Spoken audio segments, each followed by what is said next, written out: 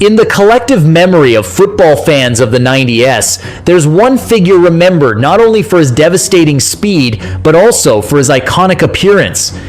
His long, flowing blonde hair, often tied back with a headband, cascaded down to his shoulders as he sprinted at full speed. The style makes him look more like an 80s glam rock band vocalist than a striker. This style isn't just fashion, it's an extension of his free spirit. He doesn't care about conventional standards. His long hair is a symbol of his laid-back, energetic, and slightly wild personality. He seemed to prove that footballers could become pop culture icons. His long hair became a trend among young people at the time. He brought a rocker aesthetic to a more formal world, demonstrating that professional athletes could be casual, yet still deadly. To this day, every time we see his photo, we're reminded of a colorful era in football, where he perfectly blended rock and roll style with high-speed football. And that player was Claudio Caniggia. During the same era as Diego Maradona, the Argentine national team boasted a great player in Claudio Caniggia. Flamboyant and playboy, the player with 50 caps and 16 goals for La Albiceleste formed Maradona's teammate at the 1990 World Cup. Caniggia may not be as famous as Maradona, but the long-haired figure was instrumental in Maradona's career with the national team. Born in Buenos Aires on the 9th of January 1967, Caniggia is considered one of the most multi-talented players the Tango Nation has ever produced. Playing as a winger and striker, Caniggia was blessed with speed and physical strength. Understandably, before his career as a footballer, Caniggia competed in the 100-meter sprint at the provincial level, but the lure of the football field overpowered Caniggia's passion for track and field. Just a few months after his 15th birthday, he joined the River Plate Academy. Within 3 years, he immediately caught the eye when he made his debut for Los Millonarios, and a year later, at the age of 19, Caniggia was part of the River team that achieved a historic treble by winning the league, Copa Libertadores and Copa Sudamericana.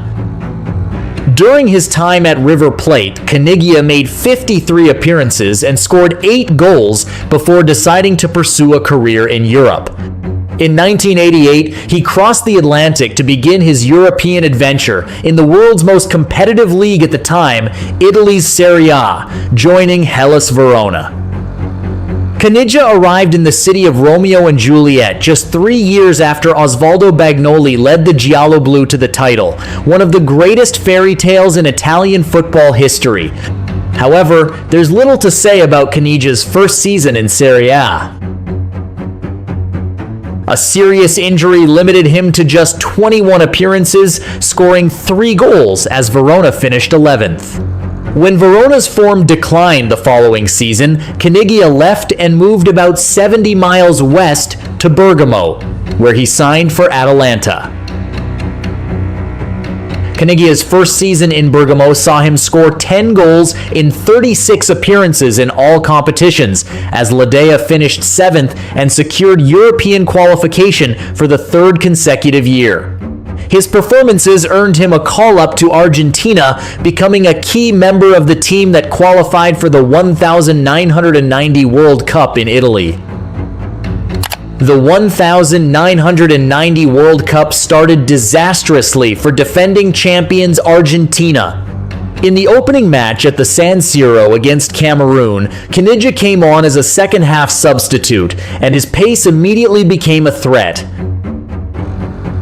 In an iconic moment that defined the grit of Italy's 90s era, Caniggia raced through the Cameroon defense, prompting a brutal tackle from Benjamin Massing that sent him flying. Argentina lost 1-0, but Caniggia asserted himself as the competition's main threat. However, Argentina qualified for the knockout stages only as the best third-place team after a stuttering Group B campaign. They lost 1-0 to Cameroon, won 2-0 against the Soviet Union, and drew 1-1 against Romania. After a difficult group stage, Argentina met their arch-rivals Brazil in the round of 16. This was a testament to Caniggia's ability. Although Brazil dominated the match, in the 81st minute, Diego Maradona produced a stunning individual performance, dribbled past several Brazilian defenders before delivering a precise through ball. Caniggia received the pass, calmly rounded Brazilian goalkeeper Tafarel, and slotted the ball into the net. This was the only goal of the match, sending Argentina through to the semi-finals, where they will face the host nation, Italy. Facing hosts Italy and Naples, the hosts took an early 1-0 lead over Argentina thanks to a trademark Salvatore Schillaci goal. However, the Argentines equalized after Caniggia capitalized on a rare error from Walter Zenga. The goal forced a 1-1 draw and sent the match to a penalty shootout where Argentina prevailed, with Caniggia the hero who defeated Napoli. Unfortunately, Caniggia's goal against Italy in the semi-finals had fatal consequences. He received a yellow card in the match. Caniggia was forced to miss the final against West Germany, which Argentina ultimately lost 1-0. After World Cup disappointment, Caniggia returned to Bergamo, scoring 10 goals in all competitions before helping Argentina to their 13th Copa America title in the summer of 1991. Despite Maradona's absence, La Albiceleste won the title, with Caniggia partnering young Gabriel Batistuta. Caniggia also scored 2 goals in the competition. His brilliant performances at the Copa America and a solid third season at Atalanta made Caniggia a target for several major European clubs, including Real Madrid, Barcelona, and Olympique Marseille, who were then funded by Bernard Tapie. However, Caniggia rejected these offers and chose to remain in Italy, where he joined the Italian capital club AS Roma. If Atalanta have consistently outperformed expectations, then Roma look like a team ready to dominate Serie A. In the 2 seasons prior to Caniggia's arrival, the Giallorossi had won the Coppa Italia, lost in the finals of the UEFA Cup and the Italian Super Cup, reached the quarterfinals of the Cup Winners' Cup, and finished 5th in the league. Roma believed the flowing blonde would be a catalyst for their Scudetto challenge. Unfortunately, those expectations turned into disaster. The first half of the season was a difficult one for Caniggia and Roma, with them picking up just 15 points from 17 matches. A win was still worth 2 points in Italy at the time. This quickly shattered Roma's lofty ambitions, and ominous signs awaited their Argentine striker. His rockstar lifestyle, and as one might expect, his close friendship with Maradona led Caniggia to stray from the path of a professional footballer, leading him to delve into the world of illegal substances. Sure enough, traces of cocaine were found in a urine sample Caniggia provided after a 1-1 draw against Napoli on the 21st of March 1993. Ironically, it was the same team that had lost Maradona to the same problem 2 years earlier. After a month-long investigation, Caniggia was given a 13-month suspension by the Serie A Disciplinary Commission. In fact, the Italian authorities are suspicious of all Argentine national players playing in Serie A. They continue to monitor all the behavior of La Albiceleste players on and off the field. Even young Gabriel Batistuta, when he first arrived in Italy, did not escape suspicion and was immediately given a urine test. I'm very happy in Italy, except for one thing. They, the Italian anti-doping agency, always suspect us, all because of Diego, he said. While athletes caught up in legal trouble today are almost always given a second chance, Italian football in 1993 was very different, and Caniggia's 12-month absence ended his Roma career. Fortunately, Caniggia's suspension ended 2 months before the start of the 1994 World Cup.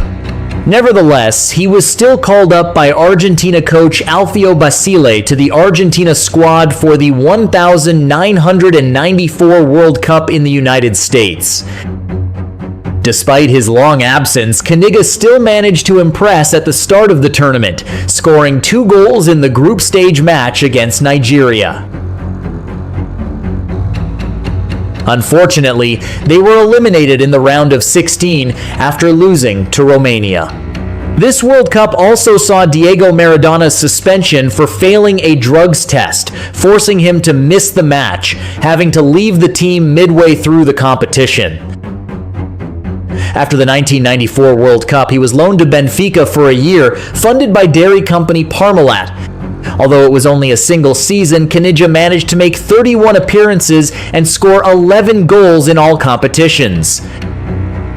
After a productive season in Portugal, Caniggia returned to Argentina in 1995 to join Boca Juniors. This was one of the most controversial transfers, as he had previously played for arch-rivals River Plate. He joined Diego Maradona in an attempt to build a dream team under Mauricio Macri. Although he didn't immediately impress, Caniggia quickly became a key pillar in Boca Juniors' attack. He scored 12 goals in 29 league appearances in his first season.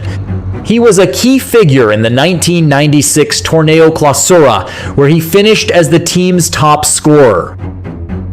One of Caniggia's most historic moments at Boca Juniors was when he scored a hat-trick in a 4-1 win against his former club River Plate in the Super Clasico on the 14th of July, 1996. It was at this club that his friendship with Maradona deepened. So close was their bond that the two would engage in crazy antics on the pitch after scoring goals. Regardless of who scored, both Caniggia and Maradona would immediately celebrate by kissing each other on the lips. This celebration is arguably the most disgusting in football. Unfortunately, after his brilliant season, Caniggia made a surprising decision, taking a break to address personal issues. In the 1996-97 season, he missed the entire season of football due to his grief over the tragic loss of his mother, who jumped from the 5th floor of her apartment in September 1996.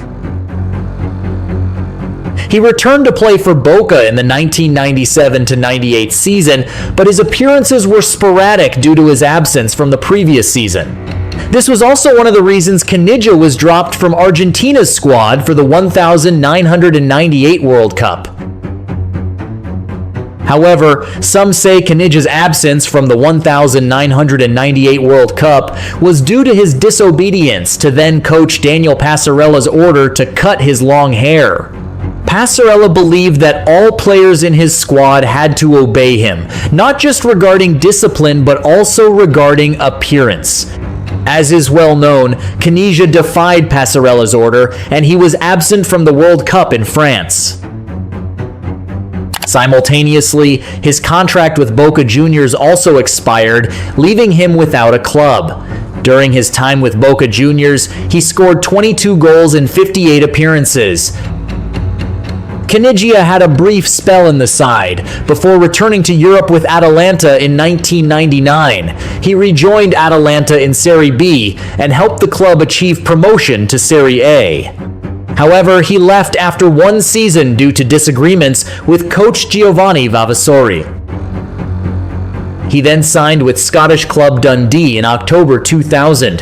Here, Caniggia proved he still possessed top-class ability.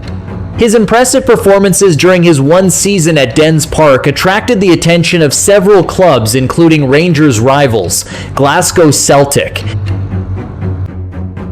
However, Caniggia specifically chose Rangers over other offers to ensure he remained on the radar of then-Argentina manager Marcelo Bielsa for the 2002 World Cup in Japan and Korea.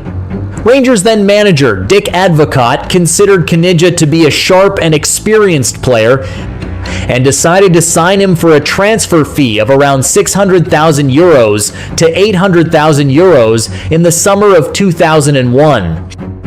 2 domestic trophies were won in his first season at Ibrox, which was followed by a surprise call-up for the World Cup in Korea and Japan, where Caniggia was sent off without playing a single minute, as Argentina were knocked out in the group stage. His second season in Glasgow saw Caniggia claim his second league title before a brief spell in Qatar, and with semi-professional club Wembley FC would write the final chapter of the Argentine bad boy's career. Dalam lembaran sejarah sepak bola Argentina, jika Diego Maradona adalah sang penyihir, maka Claudio Caniggia adalah pelari cepat yang mematikan.